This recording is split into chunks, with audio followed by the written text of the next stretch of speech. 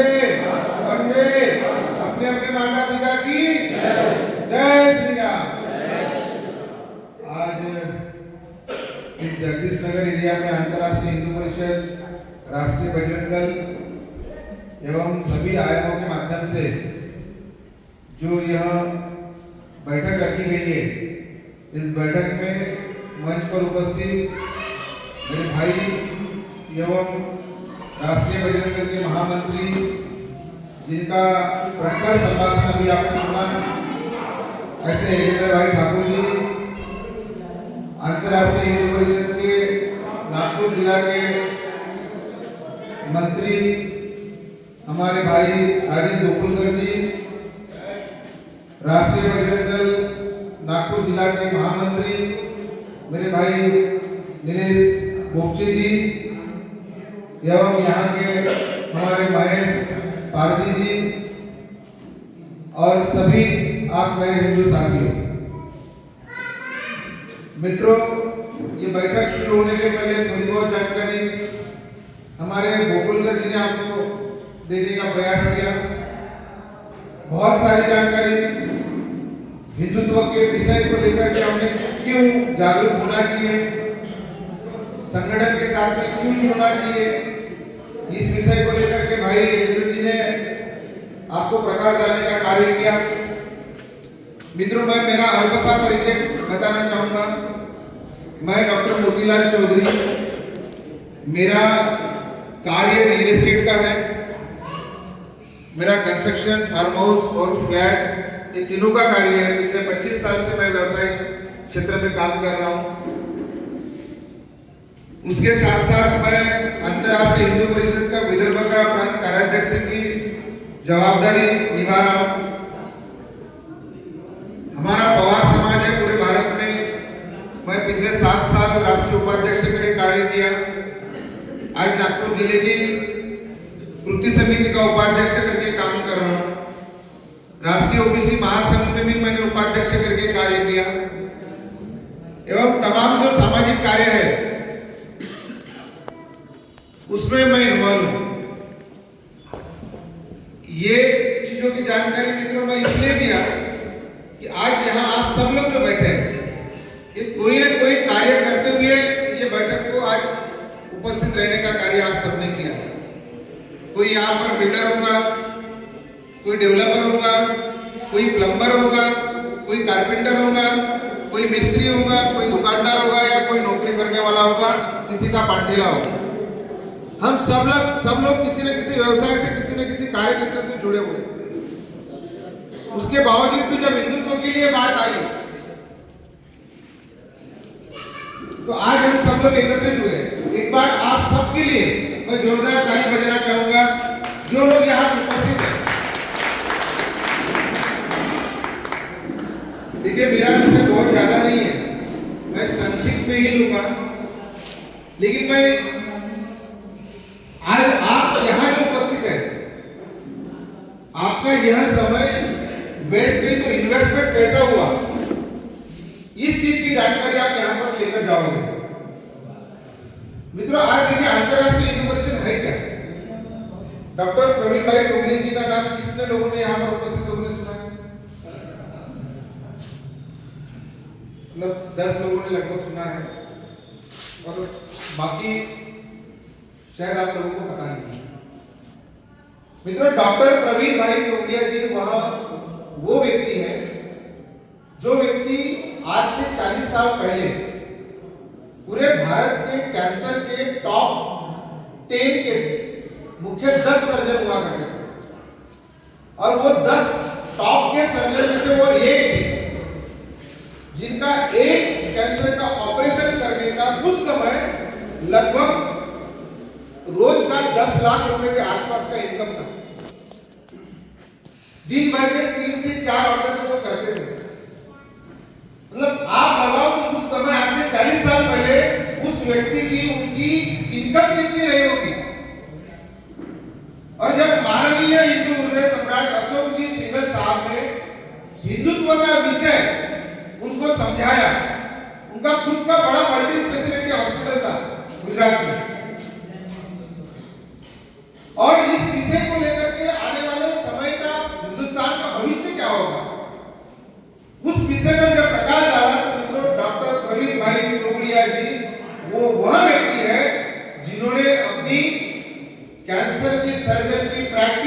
बाजू में रख करके पिछले 40 साल से केवल और केवल हमारे आप के भविष्य को बचाने के लिए, हिंदुत्व को बचाने के लिए, राष्ट्र को बचाने के लिए, हमारे स्वाभिमान के लिए, बहन बेटी की रक्षा के लिए कार्य करने का बीड़ा उठाया है।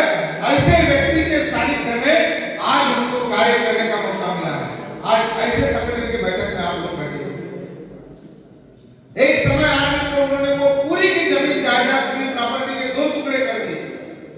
एक टुकड़ा उन्होंने ट्रस्ट को दे दिया और एक टुकड़ा अपने बच्चों के लिए रख दिया, और जो पूरे परिवार को छोड़ करके निकल पड़े, तो आज भी वह व्यक्ति घर पे नहीं गए हैं।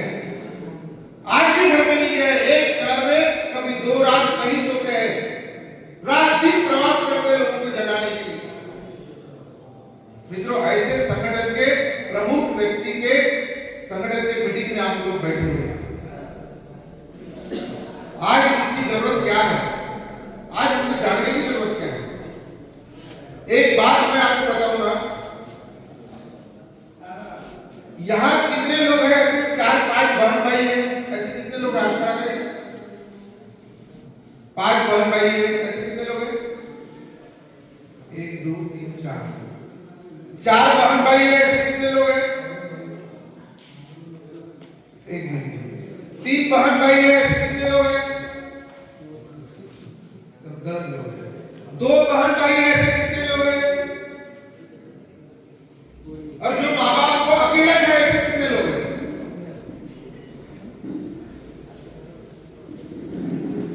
क्या देखिए, मैं आप लोगों के भैया कैसे बातें पूछ रहे हैं। मित्रों, मैं आज इस विषय पे इसलिए आया हूं, आज हम जिस परिस्थिति में जी रहे हैं ना, इंसान जिस परिस्थिति में जन्म लेता है वहां उसका दोष नहीं है, मगर अगर वह उसी परिस्थिति में मृत्यु पाता है, मरता है, तो सबसे बड़ा दोषी कहलाता है। क्यों? क्योंकि भगवान ने जब इस इंसान को इस धरती पर भेजा तो एक भेजा लेकर के भेजा और कहा कि बेटा, तेरे बचपन से लेकर के पहले दिन से लेकर के तेरी जो 70-80 साल की मैंने जीवनी लिखी है, चाहे तो तू इस जीवनी को पूरे जीवन भर में अपने जीवन को आसमान में लेके जा सकता है, और ना चाहे तो चूहे पे रेंगते हुए रह सकता है। सब कुछ तेरी चाहत के ऊपर डिपेंड करता है, तेरी सोच के ऊपर डिपेंड करता है कि तू क्या सोचता है, क्या चाहता है। अगर हम पॉजिटिव सोचे तो डेफिनेटली पॉजिटिव होगा हमारे लाइफ में, अगर हम निगेटिव सोचेंगे तो निगेटिव ही होगा। मित्रों, जब हम 4-5 बहन भाई हुआ करते थे तब हमारा परिवार कंबाइंड फैमिली होता था। आज हम न्यूक्लियर फैमिली में आ गए। लेकिन पर्टिकुलर धर्म के जो लोग हैं, क्योंकि जब ये देश आजाद हुआ 1947 में, तब हम बड़े खुश हुए, हमारे पूर्वज बड़े खुश हो गए कि हमको आजादी मिल गई। लेकिन वो शायद 1947 की वो 14 अगस्त की रात हम भूल गए कि जिस रात को हमारी माएं, हमारी माताएं वो विधवा हुई, उनकी कई संतानों की हत्या कर दी गई, कई संतानों को मार दिया गया, कत्लेआम हुआ उस 14 अगस्त की रात को। क्योंकि हमारे कई हिंदू भाई वो आधे परिवार छोड़कर के पाकिस्तान चले गए, कई वहां के लोग परिवार छोड़कर के यहाँ आ गए, और कई लोगों का मित्रों कत्लेआम हो गया। वो रात का जिक्र कभी इतिहास में नहीं पाया गया, क्योंकि हमको पिछले 70 सालों से वही इतिहास पढ़ाया गया, मुगलों को श्रेष्ठ बताया गया, लेकिन हमारे राजा रजवाड़ों को हमेशा नीचे दिखाने का कार्य किया गया। आज उसी इतिहास को पढ़ते पढ़ते हम छोटे के बड़े हो गए, और उनके लिए कानून अलग, हिंदुओं के लिए कानून अलग। मतलब संविधान कलम 32 में उनके लिए धार्मिक आजादी, हमारे लिए धार्मिक पाबंदी लगा दी गई। वो धार्मिक शिक्षा दे सकते, हम नहीं दे सकते। ये क्यों? जब 1947 में अगर देश आजाद हुआ तो वो आजादी का फायदा सभी धर्मों के लिए एक समान होना चाहिए था।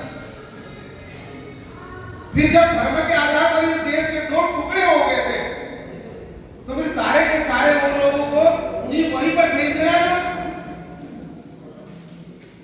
फिर बहुसंख्यक अगर हिंदू राष्ट्र के लिए अगर इस देश को एक टुकड़ा यहाँ से छोड़ करके उधर चला गया, एक सिर्फ हिंदुओं के हित में कानून बनने चाहिए थे, लेकिन नहीं बने। क्योंकि शुरुआत से लेकर के इस देश में कहीं ना कहीं मेरे मित्रों मुसलमानों का राज यहाँ पर थोपा गया है, और इसलिए कार्य पद्धति भी हम लोगों ने वही अपनाई है। उस समय देश के 3 टुकड़े हुए, एक बांग्लादेश बना, एक पाकिस्तान बना और एक बड़ा टुकड़ा भारत के स्वरूप में आया। फिर 90 के दशक में हमने नहीं देखा कि कश्मीर में बहुसंख्यक हिंदू थे, वहां के राजा हिंदू थे। कितने लोगों को पता है 1990 के दशक में जब बहुसंख्यक हिंदू का कत्लेआम हुआ, कश्मीर फाइल शायद पिक्चर आपने नहीं देखी होगी तो देख लीजिए, आप पता चलेगा मित्रों। जैसे कश्मीर फाइल पिक्चर देखेंगे, पिक्चर में तो थोड़ी सी स्टोरी दिखाने का प्रयास प्रोड्यूसर ने किया, लेकिन हकीकत उस समय किस बदतर रही होगी जब वो एक महिला को नग्न करके आरा मस्जिद के अंदर चीर करके 2 टुकड़े कर दिए जाते हैं, तो रोंगटे खड़े हो गए ऐसा मूवी में चित्र देखने के बाद। तो हकीकत में जब हमारे हिंदू बहन बेटियों ने वो आंखों के सामने अपने घर के आदमियों का कत्ल देखा होगा और इज्जत लूटती देखी होगी, तो क्या आत्मा हुई होगी। मित्रों, ये विधर्मी लोग इस कलयुग के राक्षस हैं। शायद 90 के दशक की भी एक बातें हमारे दिमाग से धुंधली हो गई होगी, लेकिन पिछले साल भर से या अभी जो चल रही है बगल के देश में बांग्लादेश में जो घटनाएं हो रही है, वहां जो एक लगभग 10% हिंदू था, आज 3% पे आ गया है, 4% पे आ गया है। आंखों के सामने कई कत्लेआम हम देख रहे हैं, कई वीडियो देख रहे हैं, प्रिंट मीडिया पे देख रहे हैं। हमको क्या लगता था कि वो बगल के देश में हो रहा है, हमारे यहाँ कुछ नहीं हो सकता, लेकिन क्या 17 मार्च की घटना याद है आप लोगों को? कितने लोगों को 17 मार्च की घटना याद है? कितने लोगों को याद है? किसी को याद नहीं है? कैसे यार हम घोर नींद में सो रहे हैं, कैसे घोर नींद में सो रहे हैं? महल की घटना भूल गए आप लोग? नागपुर के महल की घटना कितने लोगों को याद है? कल तलवार निकाल के तुम्हारे दरवाजे में वो आ जाएंगे और ऐसे सोए रहेंगे। क्या था वहां पर? किनको टारगेट किया उन लोगों ने? कहां से 500 लोग आ गए घंटे भर में? पूरी तैयारी उन लोगों की है, पूरी सामग्री लेकर के तैयारी कर रहे हैं वो लोग कि 2047 उनका होगा, तुम प्रॉपर्टी बनाओगे और वो प्रॉपर्टी में राज करेंगे। वो इसलिए बच्चे पैदा कर रहे हैं और हम लोग ये थॉट में जी रहे, अरे मुल्ला के सब मुर्गी बड़ी प्रकाश देते तो नहीं करी। फिर जो हमारा उच्च शिक्षित परिवार है, जो ज्यादा पढ़ लिख करके पुणे में जा रहा है, बेंगलोर में जा रहा है, हैदराबाद में जा रहा है, वो तो बच्चे को इस तरह से उनका ब्रेन वॉश कर दिया जाता है कि क्यों बच्चे पैदा करना, कौन उनकी छिपकी पोटी साफ करेगा? अरे 50 लाख का पैकेज है, 1 करोड़ का पैकेज है, नौकरी के आगे सब कुछ कर लेंगे। मतलब बच्चे ही पैदा नहीं होंगे तो फिर संख्या किसकी बढ़ेगी? हमारे हिंदू बच्चों के दिमाग में जो उच्च शिक्षित वर्ग आज बाहर पढ़ने के लिए जा रहा है, नौकरी के लिए जा रहा है, आज भी सेक्टर में काम कर रहा है, उनके दिल और दिमाग में मित्रों ये विचार डालने का भी जिहाद चल रहा है। जैसा लव जिहाद चल रहा है बेटियों को भ्रमित करने का, लैंड जिहाद चल रहा है वक्त कानून के तहत, वैसा ये विचारों का भी जिहाद चल रहा है। पहले हम सब लोगों को लगता था कि ये देश विरोधी गतिविधियों में उनके धर्म के केवल अशिक्षित लोग शामिल होंगे, ये पहले हम और आप सोचते थे। हेलो, लेकिन जब पुणे का बेटी कांड होता है तो वहां उच्च शिक्षित डॉक्टर पकड़े जाते हैं। जब जबलपुर में विनायक की छापेमारी होती है तो वहां हाईकोर्ट के वकील पकड़े जाते हैं जिनके पास 2047 का भारत ये मुस्लिम राष्ट्र होगा, कैसे होगा, उसके सारे दस्तावेजों के सबूत के साथ वो हाईकोर्ट के वकील पकड़े जाते हैं मित्रों।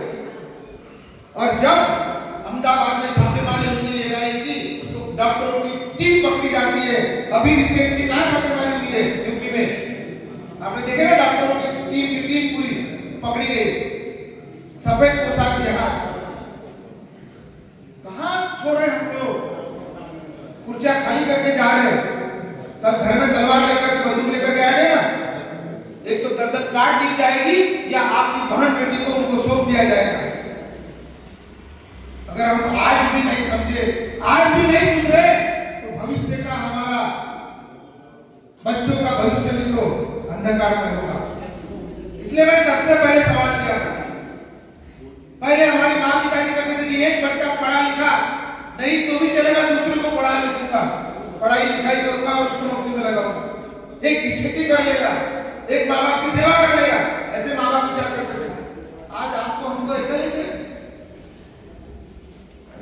अरे नहीं बाबा वो झगड़े में मत पड़ना, कुछ हो जाएगा तो फिर अकेला चला, वो डर आज हमको सता रहा है। हमको भी कहीं ना कहीं समय के साथ में बदलना पड़ेगा। इसलिए डॉक्टर प्रवीण भाई टोलिया जी ने कसम खाई है इस हिंदू राष्ट्र के सारे हिंदुओं को जगाने की, और इसलिए आज मित्रों उन्होंने 1,00,000 हनुमान चालीसा केंद्र खोलने का संकल्प लिया हुआ है। देश के कोने कोने में, गली में, वार्ड में, विधानसभा में, जिले में, तालुका में, हर जगह पर, हर गली मोहल्ले में एक हनुमान चालीसा केंद्र, जो अपने आप को हिंदू मानता है, जो अपने आप को राष्ट्रभक्त मानता है, जो अपने आप को हनुमान जी का भक्त मानता है, वो व्यक्ति एक हनुमान चालीसा केंद्र शुरू करे, ये उनका आग्रह है। कितने लोग हनुमान चालीसा केंद्र शुरू करें? हमारे भविष्य को अगर बचाना है, हमारे प्रॉपर्टी को बचाना है, हमारे देश को बचाना है, हमारे धर्म को बचाना है, तो चाहे तो खुशी से हनुमान चालीसा शुरू करो या मजबूरी से करो, लेकिन करना तो पड़ेगा। एक ही उपाय है मित्रों जो डॉक्टर प्रवीण भाई टोलिया ने दिया है, दूसरा कोई नहीं है। इस देश की आजादी को, समृद्धि को, धर्म को और राष्ट्र की सुरक्षा को बचाने का, और एकदम रामबाई उपाय है। आप बोलो कि क्या होगा भाई साहब, उससे क्या होगा? ये मस्जिद में हर शुक्रवार को जमा होते ही होते हैं, हाँ? दूसरे धर्म के लोग हर इतवार को प्रेयर करने के लिए जाते नहीं जाते? जाते ना?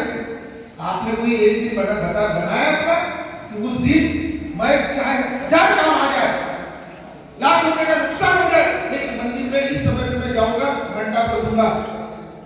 कितने लोगों ने ऐसा समय बनाया है? नहीं बनाया? चलो 2-4 लोग हमारे भाई साहब जोरदार इनके लिए सबको बनाना पड़ेगा। वो जब 100 रुपए कमाता है वो व्यक्ति, वो विधर्मी, वो कलयुग का राक्षस, तो 5 रुपए जकात करके वो अपने धर्म के लिए देता है, डोनेट करता है, चाहे लेबर हो, नौकरी वाला हो, धंधे वाला हो। हम मंदिर में जाते हैं, कितना डोनेट करते हैं? नहीं करते। धर्म के लिए कोई अगर मांगने के लिए आया, 10 बार सुनाते, अरे मागच्या वर्षी दिलं तर भंडारामध्ये होते यार, तुम्हाला ते कधी दिलंच नाही, फक्त असं भात थोडा चालून टाकलं है, वो नहीं देखता। और इसीलिए जब महान ऐसी घटना होती है, 1 घंटे के अंदर 500 लोग पत्थर, लठ और तलवारें लेकर निकल पड़ते हैं, क्योंकि वो तैयारी नहीं है।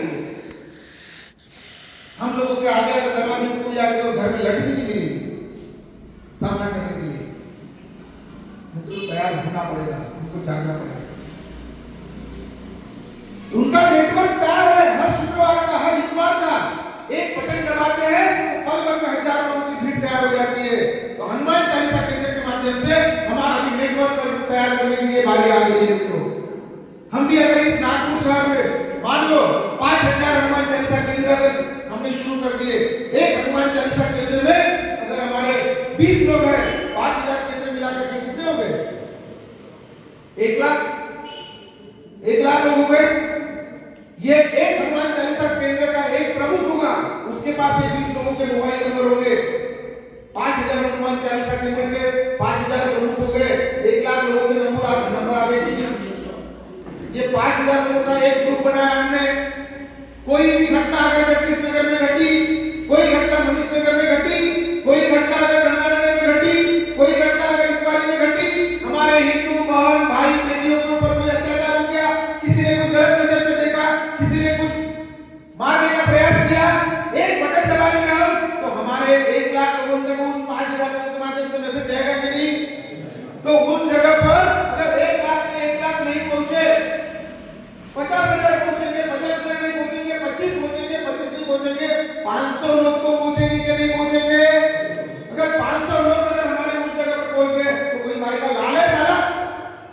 और बहन बेटियों की तरफ बुरी नजर से देखे, फिर कोई भी शासन प्रशासन आमदार खासदार कलेक्टर वार्ड मेंबर वो 500 लोगों की बात सुनेगा कि वो सारे इधर की बात सुनेगा? किसकी बात सुनेगा? 500 लोगों की बात सुनेगा कि नहीं? मित्रों, ये योजना है भविष्य की जो प्रवीण भाई कोहली जी ने बनाई है इस देश की सुरक्षा की। इसलिए हमको आज से ही अलर्ट होना पड़ेगा, जोड़ना पड़ेगा। तो फिर अंतरराष्ट्रीय हिंदू परिषद करता क्या है? अंतरराष्ट्रीय हिंदू परिषद इसके 15 आयाम हैं, जिसमें अंतरराष्ट्रीय हिंदू परिषद ये मुख्य संगठन है, बाद में राष्ट्रीय भजन दल है जो युवा जोश को जगाने का कार्य करता है, धर्म की रक्षा के लिए कार्य करता है, बहन बेटी की रक्षा के लिए कार्य करता है, लव जिहाद के खिलाफ कार्य करता है, वो है राष्ट्रीय भजन दल। बाद में राष्ट्रीय महिला परिषद है जो हमारे हर घर की महिलाओं को सम्मिलित करने का कार्य करती है। हमारी बच्चियां जो कॉलेज पढ़ती है, स्कूल पढ़ती है, उन बच्चियों को भी धर्म की शिक्षा मिले, उन बच्चियों को भी हमारे हिंदुत्व की जानकारी मिले, अपनी रक्षा कैसे करे, उनको कटार की शिक्षा, तलवार चलाने की शिक्षा, बंदूक चलाने की शिक्षा, वो सब संगठन के माध्यम से दी जाती है। वो है ओजस्विनी। उसके बाद किसानों की समस्या है तो किसान परिषद है, मजदूरों की समस्या है तो राष्ट्रीय मजदूर परिषद है।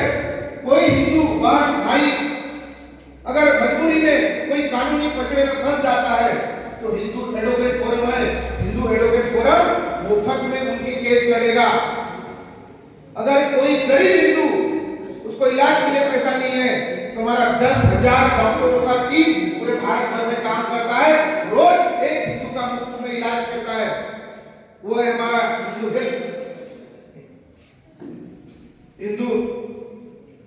हेल्पलाइन करके, और एक हिंदू हेल्पलाइन करके हमारा एक नेटवर्क है, संगठन है जो पूरे भारत का कोई भी हिंदू कहीं भी अगर रहता है और उसको कहीं भी अगर मदद की जरूरत पड़ती है तो वो हिंदू हेल्पलाइन का एक नंबर डायल कर दे। उसका एक ऐप है HHL करके, उस ऐप के माध्यम से कहीं भी उसको मदद की जरूरत है, हैदराबाद में गया लैंग्वेज प्रॉब्लम है, कहीं वहां कहीं एड्रेस का प्रॉब्लम है, कहीं कुछ भी प्रॉब्लम में फंस गया, हिंदू हेल्पलाइन में आप कॉल करो, आपको तुरंत वहां के व्यक्ति के माध्यम से हेल्प मिल जाएगी। हर शहर में उसका एक सेंट्रली कॉल सेंटर बनाया गया है, वहां से उसको मदद देने का कार्य संगठन करता है। ऐसे बहुत सारे आयाम हैं। आज हमारे साथ में बहुत सारे लोग ऐसे जुड़े हैं जो थोड़े से कम पढ़े लिखे परिवार के होते हैं, व्यसन के आहार आदि पहुंच जाते हैं।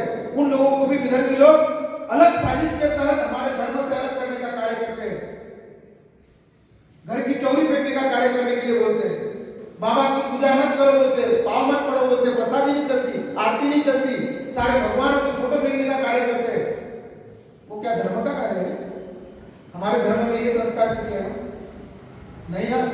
कहीं ना कहीं विधर्मी लोगों की साजिश है मित्रों। दारू छुड़ाने के नाम पर हमारे गांव खेड़े के बहुत गरीब तबके के लोग आज उनके शिकार बनते जा रहे हैं और हमारे संस्कारों से दूर होते जा रहे हैं। अगर संस्कारों से दूर हो गया, संस्कृति से दूर हो गया तो कल क्यों पूजा करेगा, वो क्यों आरती करेगा, क्यों हनुमान चालीसा बोलेगा? और नहीं बोलेगा तो ये संस्कृति ये संस्कार उसके आने वाले जनरेशन को मिलेगी क्या? नहीं मिलेंगे तो क्यों वो पूजा पाठ आरती और ये सब हमारा कर्मकांड में हमारा साथ देगा? नहीं देगा। बन गया वो अपने आप इधर में चला गया, उनके चक्कर में फंस गया। बड़े पैमाने पे ये काम हो रहा है तो उन भाइयों को उन बहनों का भी ब्रेन वॉश करना पड़ेगा, उन परिवार का भी ब्रेन वॉश करना पड़ेगा। नहीं, हमारे 36 कोटि देवी देवता है और हमारे भगवान श्री राम में, हमारे भगवान बजरंगबली में इतनी बड़ी ताकत है कि तेरे परिवार में कितना भी बड़ा संकट आ जाए, कितनी भी बड़ी मुसीबत आ जाए तो माता दुर्गा जी के अनुष्ठान में इतनी बड़ी ताकत है तो तेरे सारे संकट दूर कर सकती है। बस एक बार पूरी सच्ची ईमानदारी प्रामाणिकता निष्ठा के साथ में उन पे विश्वास करके अपने मन के सारे दुख उनके सामने व्यक्त करना पड़ेगा। मित्रों, मैं स्वयं खुद माता शक्ति का भक्त हूँ, हनुमान जी का भक्त